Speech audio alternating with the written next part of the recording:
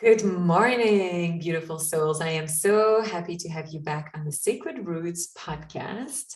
Today we are talking with Allyson, and we are going to talk about a topic that I'm sure you are going to adore. So make sure that you have your notebook, your pen, or a glass of water, or maybe the notes on your phone, because I think you're going to want to write a few things down. So, Allyson, why don't you introduce yourself before we start? Thank you. I am thrilled to be on this podcast. I love the name of it. My name is Allyson Scammel. I am originally from the United States. I'm a fourth generation farm girl, and I've spent most of my adult life living abroad. I now consider myself a citizen of the world, and I've lived in 10 countries on 4 continents. And Yeah, you live in Brussels, where I'm from. I've lived in Brussels for 5 years. I loved Brussels, like big L love. My daughter was born in Leuven. Really So yeah. I really have a connection to Belgium, and I would live there again for sure. And so I started out my career in international affairs and international humanitarian response, but then I realized I wasn't giving back in the way my heart was calling and my soul was calling, and I was feeling super out of alignment. Yes. So long story short, I started to shift things and I arrived where I am today, very, very in alignment. I'm a spiritual mentor to high performers, light workers. I'm an intuitive business coach for spiritual entrepreneurs, and I'm an energy healer and a psychic medium for soul-guided leaders and influencers who are really here to make a big impact on the planet. And I define big impact different in a more feminine way than how we've been masculine sort of how we approach like what impact really means. And I take a divine feminine approach to how we make an impact and how we're here to serve. And so tell us more. What is the divine feminine approach to big impact? Yeah, so it is redefining what it means. And so for some of us, because I think when we think of big impact, especially as an entrepreneur, most of the time you immediately go to lots of followers on social media, global present. You go to numbers. Like if you're going to have a big impact, you're going to have high numbers, high followers, high volume. And for some of us, that is part of your soul mission. You've been tapped to have those higher numbers, those big followers, those large numbers of copies sold. And for some of us, we are really tapped to have that bespoke, that elite, like you are impacting a slice, a thin slice of the pie, which is your soul audience. But that impact is just as profound as those who are serving a larger piece of the pie. And so I really always want to make that point clear that impact means a lot of different things. And when you start to really tap into that soul mission and understand it, you start to understand where you fall. And a lot of my clients who are more that bespoke, that elite, they're meant to have a smaller, higher quality audience. That's very relieving for them. Yeah. It's like, I don't have to strive to hit the numbers and, grow my audience by X, numbers per year. And so, that's part of the beauty and tapping into the soul mission and who you're really meant to serve and how you're really meant to serve. I love that you share that, because I think it's so true. We have so much pressure, or we pressure ourselves believing I need to reach that amount of people, I need to do that many sales, and if I don't sell that many books, then I'm not good enough. And we are really in a world that just puts numbers on a pedestal, and like numbers are everything. Absolutely. But sometimes we're just not meant to work that way, and the divine, the plan that is unfolding for us, knows that. And so if we just go against what we're actually meant to experience, we're just going to frustrate ourselves and hurt ourselves. I think it's a great reminder that we are co-creators, and we also have to trust what is given to us. We have to trust what is easy, what is coming naturally our way, because we're not meant to hustle and push and struggle so much. So yeah, thank you for sharing that, because I really love that. I think that sometimes it's a bit the trick of, manifestation. We think that we can manifest our life, and essentially we are controlling our life by wanting to manifest all those things. But sometimes the things that we want, that our ego wants, is not in alignment really with our soul. So true. And when I take my clients through, I always start with, anytime I bring a new client on, what do you really want? Mm-hmm. And we quiet the ego and we tap into the heart and we get the voice of the higher self. And when that comes through, it's almost always less than what they thought. Almost always, right? I thought I wanted 12 clients, but I actually only want 6. Yeah. I thought I wanted to fill this program to 25, but I actually only want to fill it to 10. Almost always, it's actually less, not in number speak, than what we thought the right answer was. Yeah. I love to also work with the question of, like, if you were completely safe, completely loved, and had millions on your bank account, then what would you really do? What would you really want? Once we get away from all the fear and the ego, like you said, so much more is coming through. So much more. So you ask them that, and then tell us more about that journey really that you take your clients through to help them connect with their soul mission, because my audience wants to know more about that. Yeah. So there's a lot of different ways to define soul mission. One way, so at its core, it's your highest why. Why did you incarnate in this lifetime? Why did you choose your parents on a soul level? There's a lot of thought and consideration on a soul level that goes into why we choose our particular lifetime. Yeah. A lot of strategy sessions. And so it's not just an accident. You never arrived in your body by accident. Although I appreciate sometimes it may feel that way. I know it does for me. Like, how did I get here? And when you come in, there is that highest why. It kind of really, it's difficult to put into words. And I think people get tripped up on their soul mission because they want to find a nice little way. It's like, if you were starting a nonprofit, the first thing you would do is come up with a really cool, punchy mission for your business as well. But I think sometimes like organizations have mission statements and they're really punchy and they sound great, right? It is difficult to do that for your soul mission because it's something that transcends words, goes beyond words. So you might struggle to find the right words, and that's right. I mean, that's normal because it's beyond words. But what you can do is you can tap into the energy of it. You can tap into the feeling.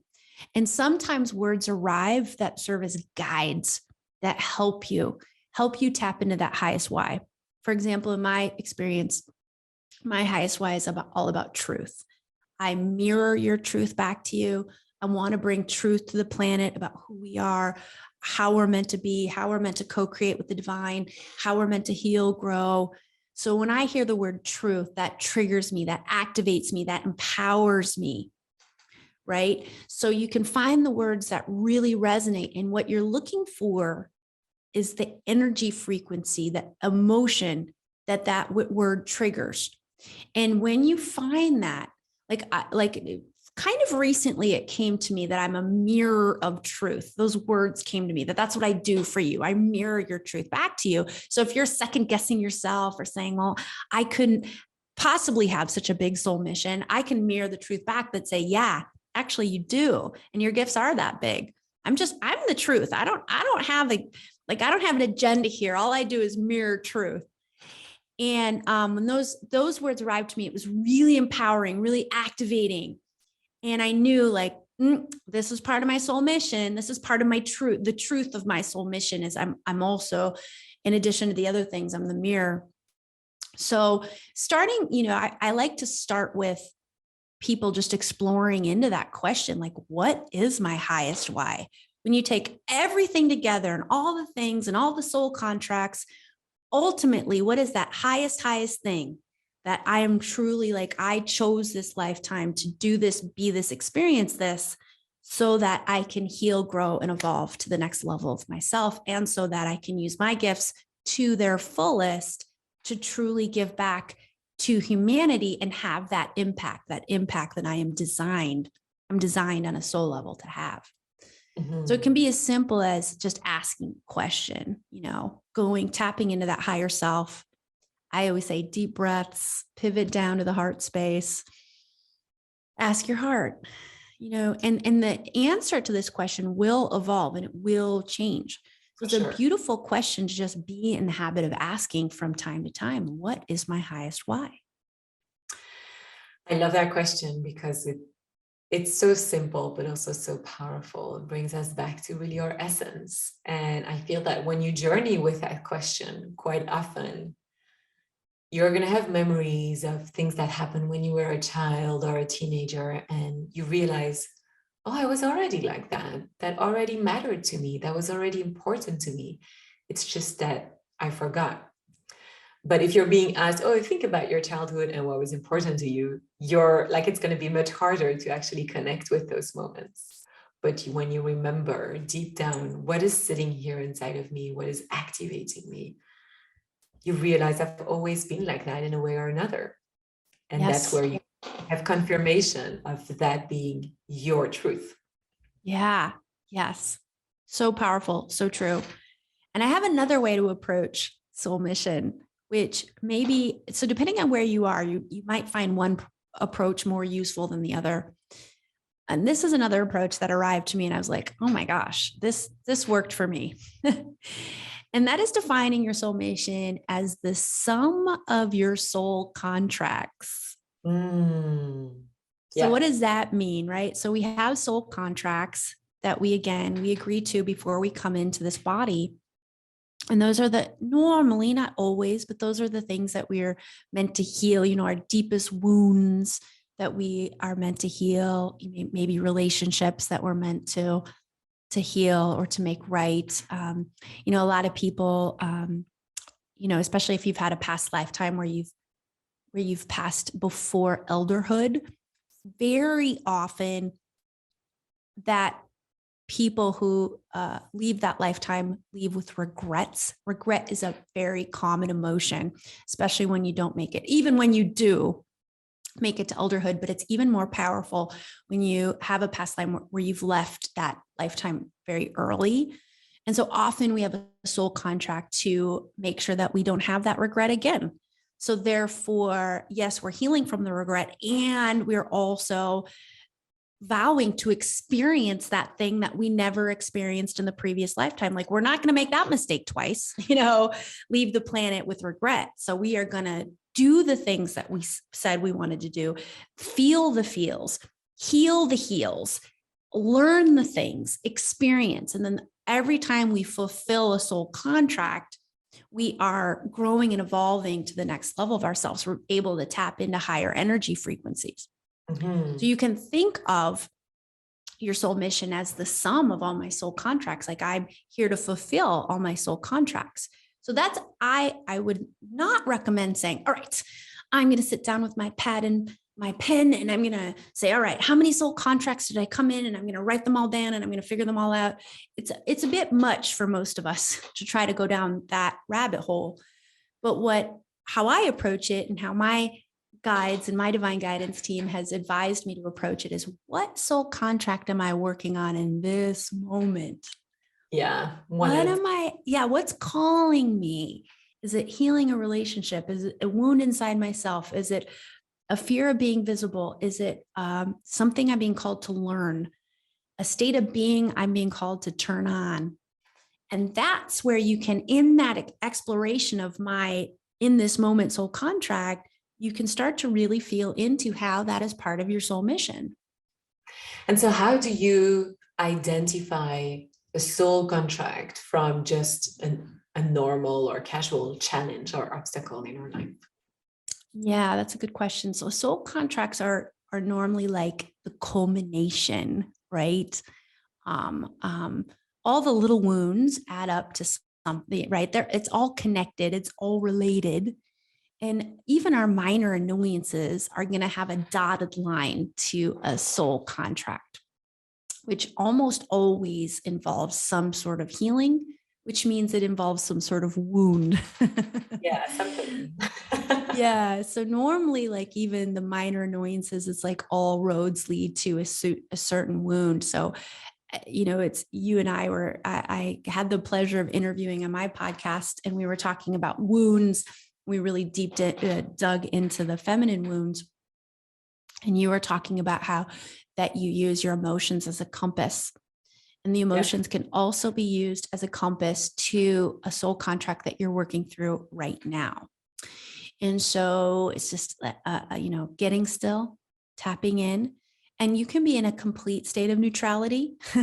When you do this, you can even be in a state of joy. It's actually even better if you're in a little bit of a joy state, because your energy is more open and you're in an elevated energetic resonance. And you just ask the question, what wound is inside of me? Even if I don't feel it in this second, you're calling it up from deep inside of you. What is there a wound that's part of a soul contract that wants my attention in this moment, wants me to understand what's happening on a deeper level? And so you just kind of allow your intuition to guide you. And when you do it this way, when you call the wound up from a place of neutrality, it's often, not always, but it can be, I should say, a little bit less painful, because we're in an unattached space. So you're kind of calling it up. And for me, it often just feels like energy. It's like, oh, I feel that energy of fear. I feel that energy of resentment, and I'm not attached to the fear. I'm not attached to the resentment. So it makes it more easeful to play with and explore. You can be more of that scientist in the lab, like, what's really going on here? And you just talk to it. What's the thought triggering this pain? And then when you identify the thought, you can ask, what is the higher contract that this thought is related to? If the thought comes through, I'm afraid to be seen, and that's triggering fear, doubt, resentment, anger. Yeah. So it's about healing, right? So we want to heal that. So go into the feeling of the feels, as I like to say, feeling those feels. And once you start to release deep breaths, go back to the heart space, connect to higher self, and say, how is this related to a higher soul contract? This, I fear being visible. And maybe, you can go a lot of different directions when you ask that question, but it's a beautiful time to just let your higher self guide you. And whenever you're in doubt, just go with your best guess. That's all you can ever do. And if you do this enough times, let's say you do this 3 times a week, I promise you, in a very short amount of time, a picture is going to start to unfold. And when you have that clarity on like what soul, and we're often grappling with more than one soul contract at a time, but there's normally a primary one that's wanting our attention at a certain stage of our life. And when you start to kind of hone in on that and start to heal from that and get the lessons and get the intuitive downloads from that, you start to, what the result of that is alignment. And you start to align to your mission, and you start to align to your gifts, and you start to align to what your higher self is calling you to do and be. And that starts to feel really, really darn good when that alignment starts to shape up. So really the beauty of connecting with our soul contracts and feeling everything that is coming up around those and then healing them is to then see the lesson and the intuitive downloads that come from that soul contract and see how that is bringing us closer to our truth and our mission, right? Yes. And what that does is it unlocks doors, because like our genius has doors, right? And a lot of those doors we haven't unlocked yet, because we haven't reached, our wounds have kept us tethered down, right? And so doing this work, doing the healing, you can get the key. You can get the key to unlocking the next level of your energy. It's really energy. And our energy is here in levels. So, when you talk about like that, it can be very masculine, like next level you, let's up level. So yes, that sort of masculine energy is there, but I'm again take a feminine approach. And that there really is levels to our energy, and you can just look at it at when your dominant energy frequency just gets higher and higher and higher and more spacious. It's the result of your healing. You're creating the space and you're able to reach higher energetic frequencies. And as you do that, it produces keys for you to unlock. And you're going to that next level of your spiritual abilities, of your creative abilities, of your abilities to love, and your ability to hold more. You can hold more love and joy. And when you're able to hold more, that's when you can bring in more, bring in more success, more abundance, more clients, more relationships. Absolutely. And yeah. And so, do you believe that our soul mission needs to be channeled, yeah, into a business, or do you think that we can have a soul mission and then not have our own business? That's such a good question. I always feel like I go into a little bit of a shadow on this because I'm just so wired to be an entrepreneur. Just so wired. So sometimes I think I speak a little bit from my own perspective. I feel like it, I mean, I feel like it. So the answer to that is no, you don't need to be an entrepreneur. However, yes, and I think light workers, we very, I think very few light workers are actually called to go to a 9 to 5 and work for someone else. And there are some, and they can be in alignment for the right organizations, for the right causes. But unfortunately, there's not that many opportunities. There's not that many right organizations out there that really allow a light worker to just be in her gifts and really express herself and give back the way she feels called. They're out there, but I think that we are hopefully evolving to where there's more and more very high consciousness organizations being launched and filled with these light workers who have this soul mission. And I do feel like a lot of light workers are called because they don't have the organization to plug into, or they don't see it, because so many organizations are quite dysfunctional. It's just a natural fit to be called towards entrepreneurialism. So you can give back in the way, that you feel most called without some of these environments and missions and, like a lot of special interests getting involved and all the things, right? Yeah, or you would be working with another light worker that is just much further along the way and has a big audience and that you can support in their mission. That's also, Yes. but there aren't 10,000s of those Yeah.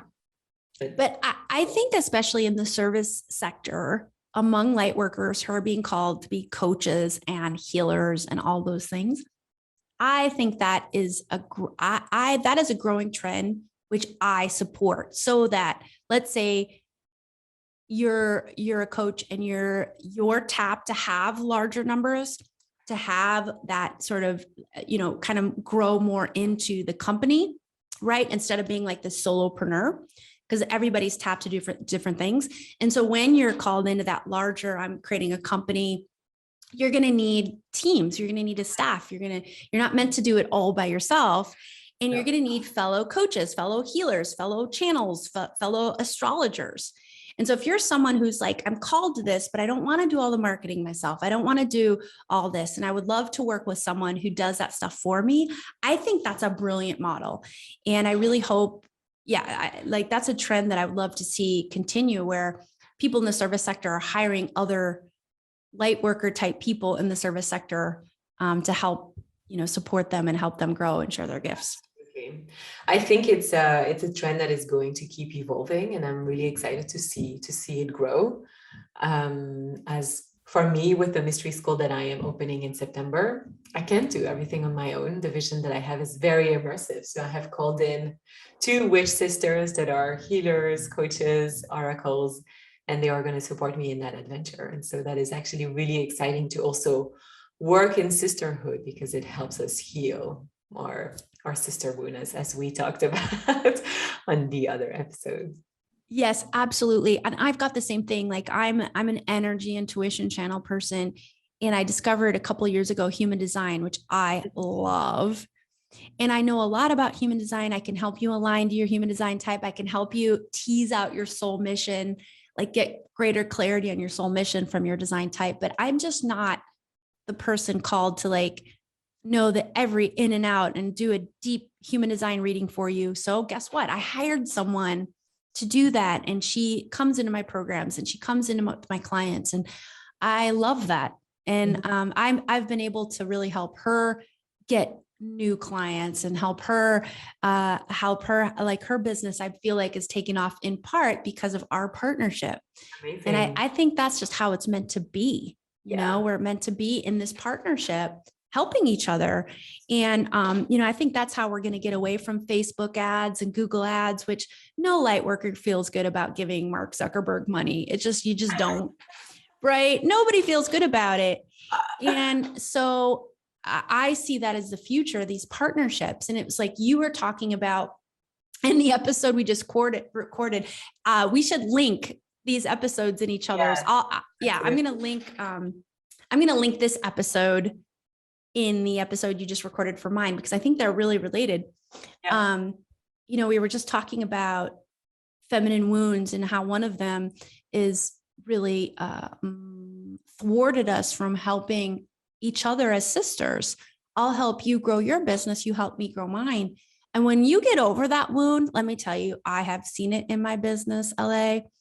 When you find that woman that you have an energetic match with, and you decide to go into partnership with them to help support each other's business, oh my gosh, it's so powerful.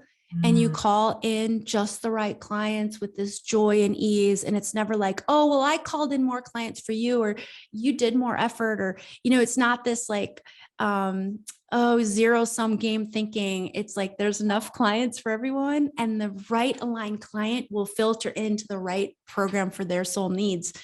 And it's so beautiful when you are healed from the wound, telling you that sisterhood means competition. Sisterhood means you'll get something that I won't.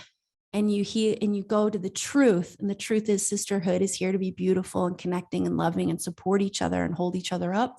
And it's how we're meant to be and thrive in this world. And it's how we're meant to be and thrive as entrepreneurs. It's really, really a beautiful thing.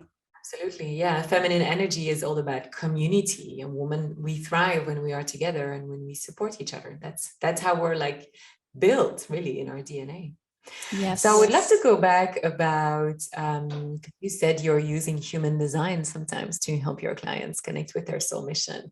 I'm into human design as well, and my audience knows a lot about it. I've recorded a few episodes. There's episode number 9, all about human design. So what are the things that you look at when you want to connect with the soul mission? What planets, what channels? Tell us more. Yeah. So I would start with your profile. You know, those are the 2 numbers. I'm a 6'2". You know, obviously there's your type and your strategy and all that. So kind of going in deeper in terms of like, how can I use my human design type to pinpoint my soul mission? I would look at your profile. So for example, the 6'2" is the hermit and the role model. And the role model. Thank you.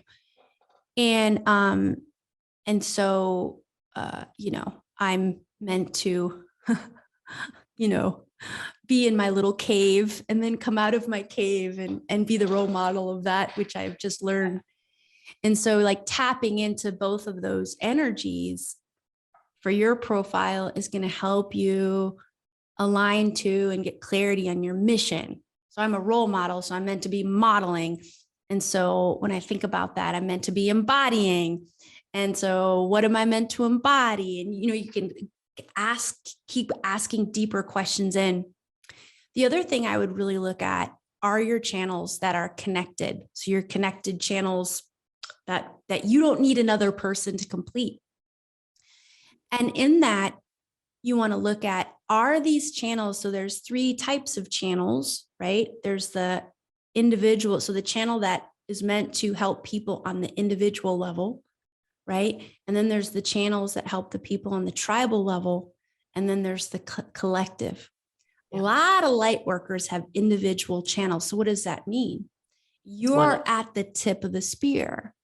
You're taking the concepts that nobody knows about, or they've been socially conditioned out of, or they have wounds around. And you're saying, no, like, this is how we can do this. This is how we can live and thrive. This is how we can approach things differently. And you're the one that's actually getting like the tribe on board to see like, oh yeah, she's got a point, or look how she's embodying that, or how she's modeling that, right? So a lot of light workers are in that individual, like, we're at the tip of the spear, figuring out and embodying new ways to do things. But that's not it all, that's not the only thing. Then you take what those people are doing on the individual level, you get to the tribal level. So we get the tribe involved in these new higher ways of doing and being. And then there's the collective. So it ripples out to the whole collective. And human design embodied that beautifully, right? So Ra, he was the individual guy who came in and downloaded it, and then he created a tribe. I think in many ways, we're still in like the tribal stages of it. Like, all the light workers are tuning into it and realizing that there's something amazing here. And then it's going to eventually get into huge parts of the collective. Yeah. So for me, I have 3 channels that are connected channels, and they're all individual. So here you have me as a role model, and you have me at that real tip of the spear. Like, I'm out there. I'm the one experimenting. I'm the one getting my knees scraped up because I'm doing it wrong and learning the lessons and healing, and then embodying the wisdom that then comes out of the other side of the healing.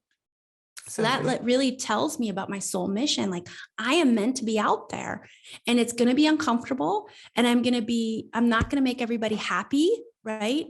So I really have to rein in my people pleaser that's inside of me, because some people are just going to say, no, like, I do not buy what you're selling. Because when you're on that tip of the spear, not everybody, and whenever you're saying to the collective or to a group of people how there's a different way to look at this, there's a different way to approach it. Some people are going to love it, and some people are going to be very threatened by it. So as part of my soul mission was to make peace with, not everybody's going to like what I have to say, and that's okay. And that was hard for me, because I'm the one that likes to keep everybody happy. Yeah, that's also a journey I had to go through. So my profile is 3-5. Okay, yeah, well, I like the 3-5 profile. So what would you say about that for the soul mission? Oh, so, okay. I love the 3. So I'm, like I said, I'm not a human design reader. So remind me again, the 3-5, what you're. So the 3 is really it's the changer, the experimenter. And the 5, it's the heretic, it's the leader. Yeah. And so it's very interesting, because I use also a lot of gene keys in my work, because it's connected to human design. And I know that the 5, which is the unconscious number, is what makes me healthy. And this 5 is really connected to that big impact. So what do you think? Yeah. So I think you're also meant, as part of your soul mission, to get out there and scrape up your knee. Yeah. Like, you're the person that is meant to do the experimentation, and you're not going to get it every time. Right. And you're just not going to get it on the first time. And it's in your, not in that, in that knee scrapage that you will experience, and how you heal from that is really, I think, I'm going to be a huge part of your mission. Like, and what's coming through. Okay. So this is just coming through intuitively, that you are, like, part of your soul mission is really going to that deeper level of wounds and understanding wounds on a deeper level. So you yourself have experienced that, that for your own experience.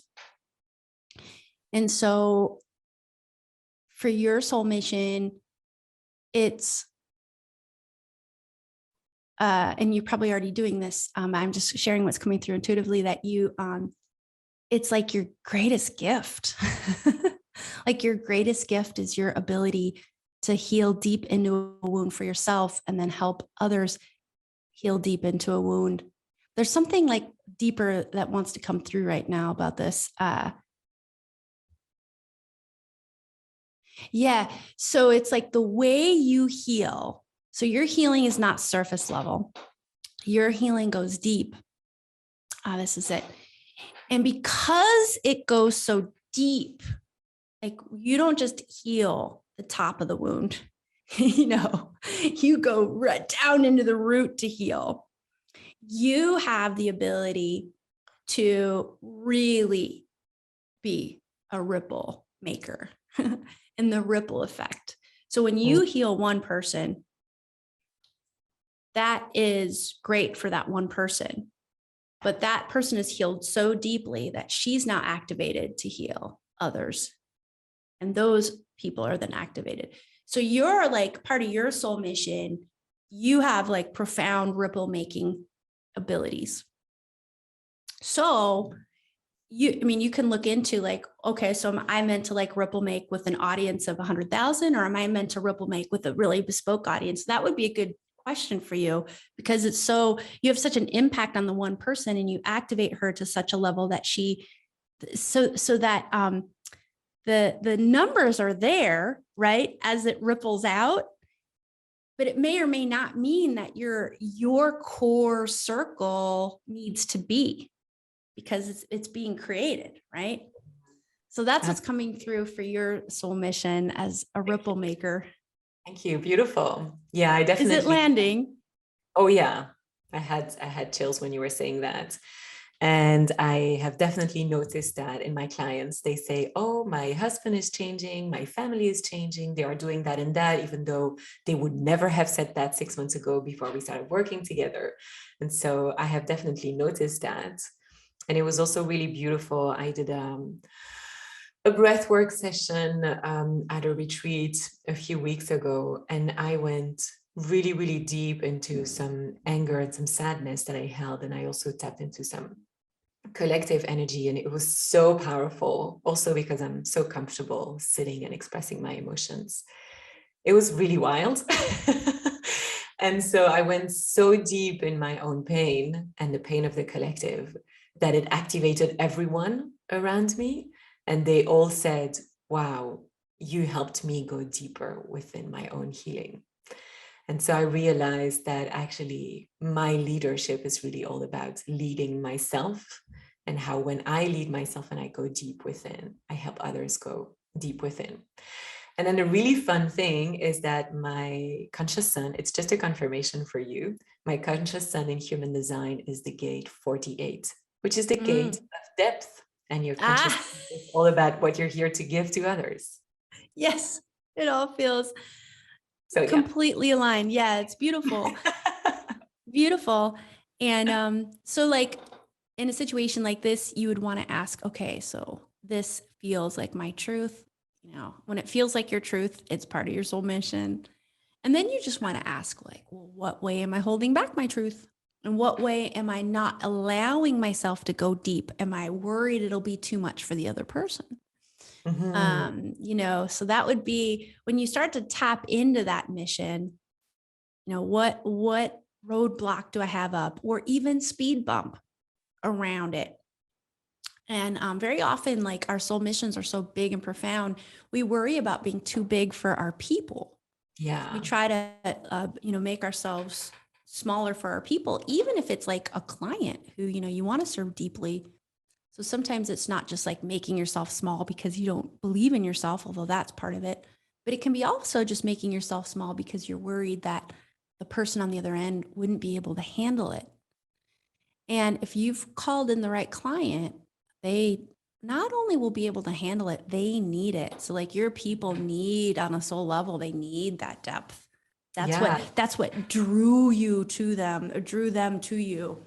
That's what magnetized them. Our like soul missions. No, I was just going to say, when we're activated with our soul mission, we magnetize just the right people to us.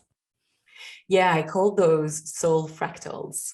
Yeah, good. I love that. We're all connected, and we're just a bit further along the path than they are. And so that's why we are like really those fractals.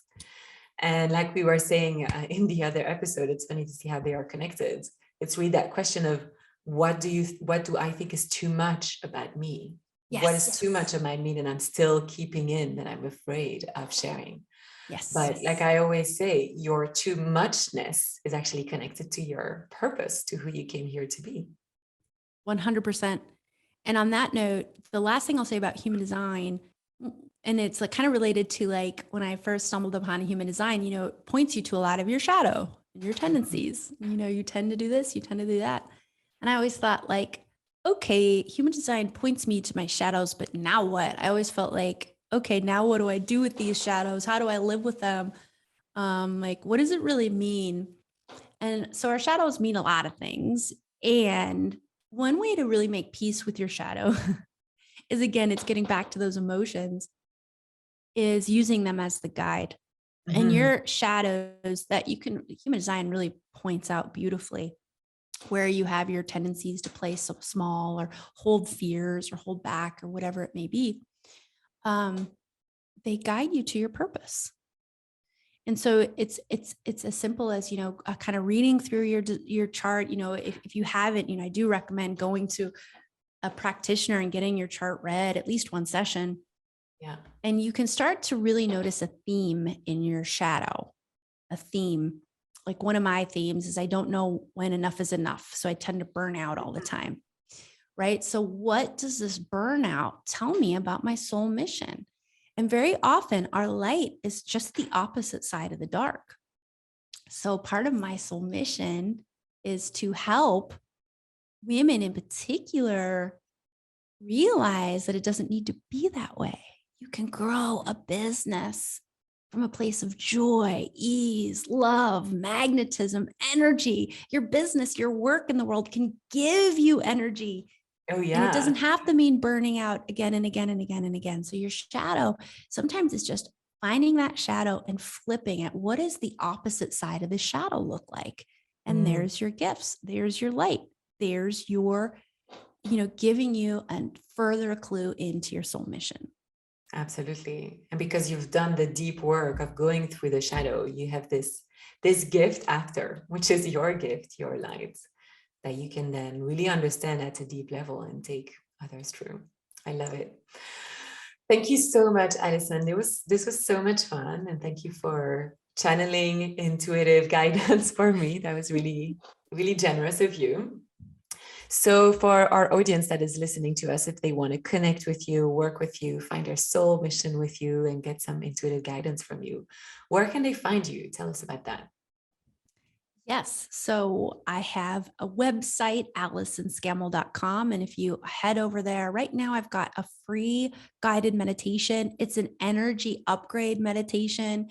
It helps you to release any energy blocks you may have going on at the moment. So you can actually unlock the door to your next level of tapping into higher and higher frequencies, which enables you to really magnetize the right people into your business.